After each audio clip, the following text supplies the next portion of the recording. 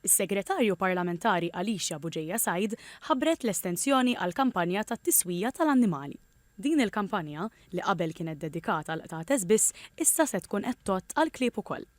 Is-Segretarju Parlamentari Said spjegat li din l-estensjoni hija frott tas-suċċess li diġà kien hemm bit-tiswija tal-qtates, fejn qalet li mill-bidu ta' Awwissu issewwew madwar 4,000 qattus.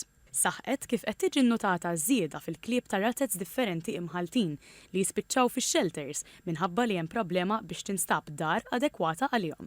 Qalet ukoll kif ir-riċerka turi li l-annimali msewwija jgħixu aktar fit-tul għax ikunu qed ibatu inqas minn problemi fl-organi riproduttivi u infezzjonijiet uterili.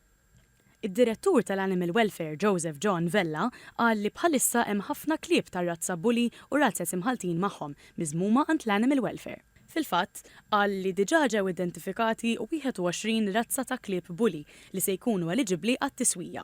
Iċċara li l-klieb tal-kaċċa huma eżenti minħabba li għaddejja kampanja nazzjonali biex tiġi salvata din ir-razza. Issa fejn jidħlu l-klieb, l-iskema tapplika l-persuni privati li għandhom klieb li huma tat-tip bully breed jew mkella crosses tagħhom u għal dawk ir-raħħala jew il-bdiewa li għandhom klieb fuq l-irtizet jew fuq l-uċuħ tar-raba tagħhom. L-applikazzjonijiet huma miftuħin b'mod immedjat u se jibdew jiġu proċessati mill-bidu tal-ġimgħa d-dieħla.